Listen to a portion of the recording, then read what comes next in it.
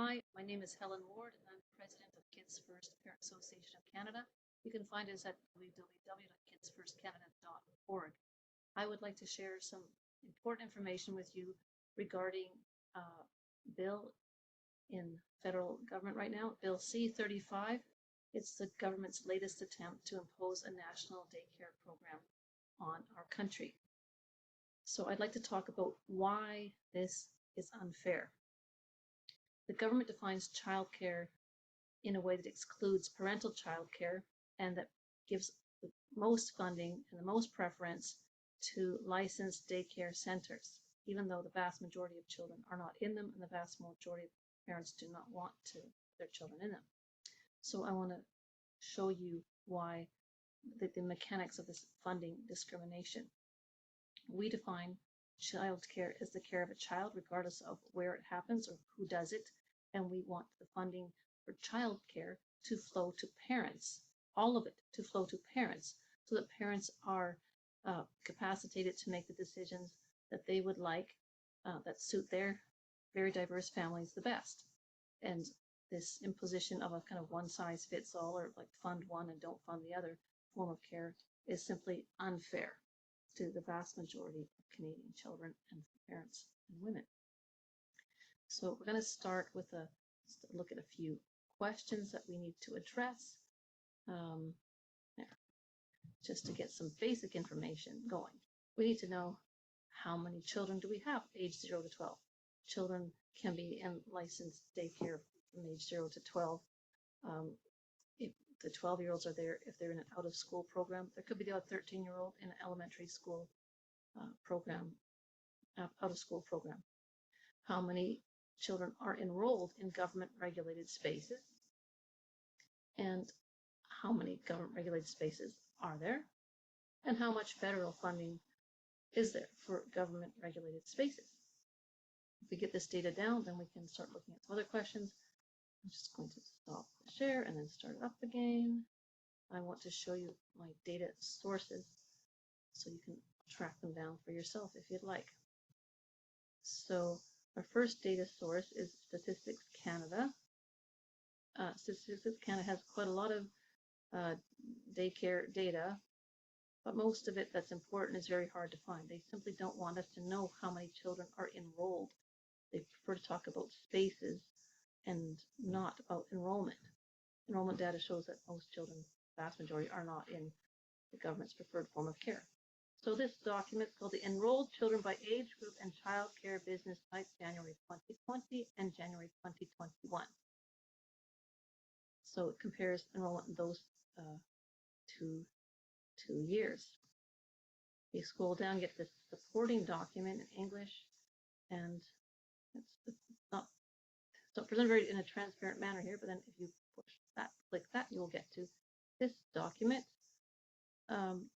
So enrolled children by age group and child care business type, January 2020, January 2021. So just going to glance at this. It's a little bit hard to read. It does show you data from 2020 and 2021 for different ages of children and enrollment in different types of child care businesses. 3 types. One type is center-based child care businesses, daycare centers, that is the preferred form, the ideologically correct form of care.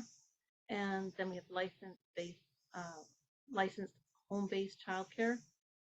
Then we have unlicensed home-based child care businesses. So those are the ones the government likes the least. So another source we're going to look at this document in a different form shortly, but another data source that we have is the Child Care Resource and Research Unit. This is Canada's premier daycare lobby organization. It was founded and has long been headed by Martha Friendly, who is a leading daycare lobbyist in Canada. You will see her name regularly if you look into these issues.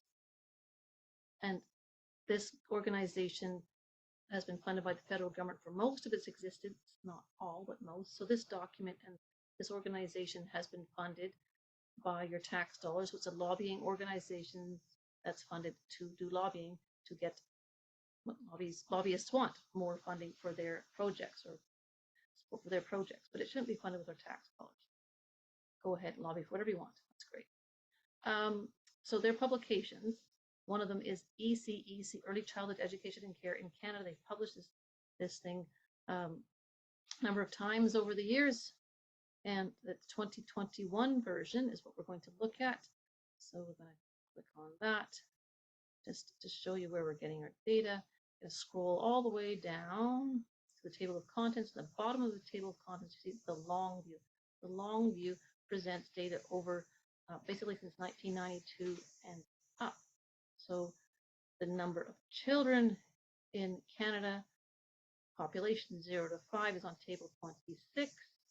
And there we go, population 0 to 5, 2021 is 2,210,000 roughly. So it's gone down actually from 1992. Interesting, but just looking at 2021 population, and then the next table has the population from 6 to 12. Again, there's the 2021 population, 2,891,000. So we added those together. And if you go back a bit, you'll find the number of regulated childcare spaces in Canada for ages 0 to 12, 2021. So you see it's been a huge increase from 1992, from 371,573 to nearly 1.5 million spaces in 2021, a massive increase. That's where we got this information.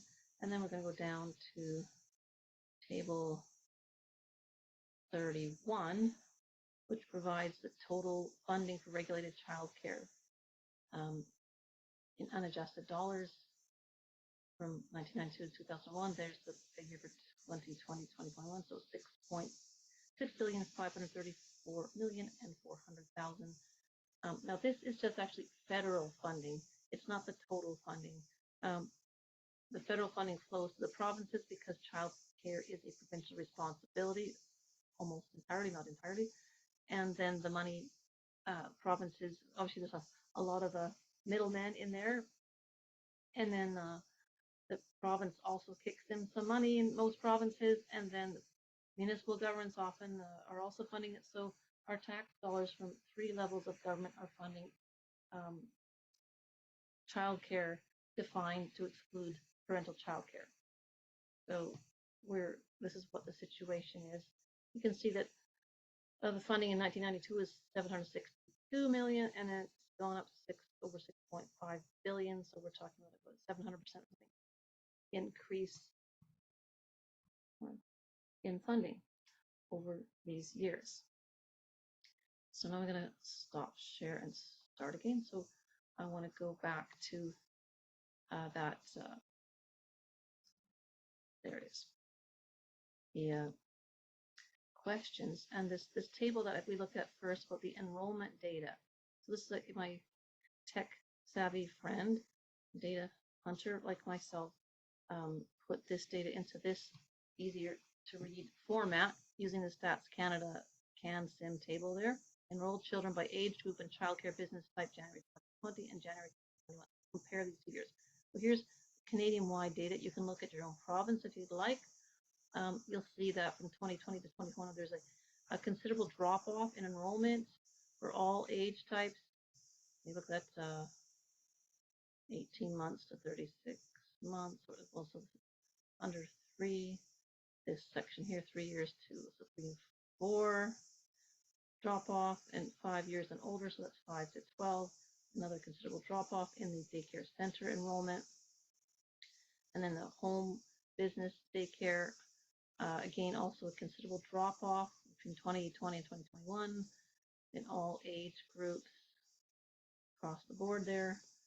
And then in the unlicensed home-based daycare, again, also considerable drop-off in all across the country in all age groups. And that was because one assumes because of the concerns about COVID, parents were concerned that their kids would get sick or the family would get sick. Daycare staff were concerned that they would get sick or their families would get sick. And so That's one of the reasons for the drop off, but there was also not super high enrollment to begin with. So going down from there. So how many children are in this country, age 0 to 12? Total population, 5,101,000, rounded off. That's from the Child Care Resource and Research Unit data set. And how many are enrolled? In the centers, there we have nearly 500,000, and in the licensed home-based business, nearly 75,000, for a total of just under 575,000 out of 5,101,000. So we can see that's a pretty big difference. So what is the percentage of children enrolled in any licensed childcare in 2021, age 0 to 12? 11% were enrolled in any form of licensed childcare. That would also include preschool. Preschool is licensed childcare, licensed group care, so that is counted almost the same way that daycare center is counted. And obviously, preschool and daycare centers don't do the same thing. Preschool is only attended for maybe a couple hours, 2 or 3 days a week. So what's the total number of regulated childcare spaces for children aged 0 to 12? Again, from Martha Friendly's data collection, 1 million, just under 1.5 million. 1,490,046. So just under 1.5 million spaces for over 5 million kids. So the number of government regulated spaces per enrolled child. So we have way more spaces than enrolled children. I'm not sure if you noticed that. But you have 1.5, over 1.5 million government regulated spaces for about 575,000 children. So that works out to 2.59 spaces per enrolled child. So can you take a pause there? Because we're always told that there's a shortage of spaces, that the supply of spaces is far lower than the demand for childcare, daycare, licensed daycare spaces. And it's not the case. There are a lot of vacancies, and there always have been. The vacancies increased during COVID hugely. But also, like when the enrollment went down from 2020 to 2021, what happened with the funding? Well, it went way up. So we had more money for, in other words, fewer children. So, I mean, the question is, where is all this money going, all these billions and billions of dollars? But you have to remember that most children don't spend, in BC, a child could spend up to 13 hours a day, 7 days a week in a licensed daycare center space. But very few do. Most of them spend, it's preschool, it's maybe 7, 8 hours a week. Even in daycare centers, children generally don't spend more than 30 hours a week there. What's happening with all the money? Where's it going? This is not accountable. What's the total funding? The total funding came from Martha Friendly's CRRU data set. It's $6,534,400,000. Now this is only federal funding. The provinces fund it, municipal governments fund it. So that's about 6.5 billion. And what's the average funding per government regulated space? So 6.5 billion plus for 1.5 million spaces, that comes out to $4,385 per space, whether the child is a child in that space or not. Now some of these spaces are for little children, babies, and some of them for older children. So these spaces, of course, vary a lot, but I have to average it because they don't actually provide. I mean, somewhere that data, they have the data, but they're not putting it out there and where I can find it at this time. And also, this is government regulated spaces. We say that parents need to regulate childcare of their own children. You can't, so all childcare is parent regulated. You can't simply trust the government licensing agent to ensure that your child's care is satisfactory. So what's the average federal funding per enrolled child in licensed care? So per child, what's the funding worth? On average, it's $11,374. Of course, older children are spending very little time there. Younger children are spending more, and they need more staff and more resources and all that. So this is average. So some children's care is being funded at well over $11,000 per year. It's like $20,000, $30,000, $40,000, $50,000 per year, especially if it's in a super subsidized space, like at a university. Those are like super subsidized spaces. And other children's care is funded less that, and the vast majority of children get no child care funding because they're not using the funded spaces. So what if we took all that $6.5 plus billion and gave it equally to all children aged 0 to 12? How much would that be? It'd be $1,281, about $100 a month. You might not think that's much, but for a low-income family, like I'm a low-income single mother, $100 a month actually makes a considerable difference. And at that, the other average, $11,300, that's more like $1,000 a month if your child is in, on average, and a lot more than that for many people, if your child is in the preferred form of care. Yeah, so this makes clear the discriminatory effect. I mean, most children are getting $0, or their care is getting $0 in funding because the government doesn't consider it to be childcare if a parent is doing it, or anybody that's not licensed. Anyway, so I'm going to stop that share.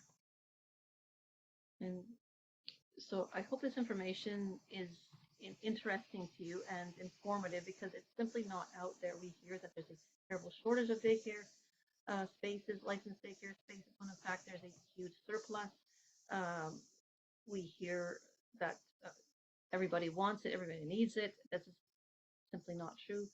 And we can see that basically when you fund a system and spaces, rather than funding the children directly by funding the parents, so the parents can control the funding, you end up with gross inequity. So we want a fair system, and we're asking everybody to email their MP about Bill C 35, the daycare bill, and tell them, if you vote for Bill C 35, I will not vote for you. If your party votes for Bill C 35, I will not vote for your party. Funding daycare preferentially rather than funding families fairly has always been a vote loser, but this bill could pass because the parties simply don't. Well, the majority of parliamentarians currently think this is a good idea, and we need to convince them otherwise. So thank you for listening. I hope this has been interesting for you.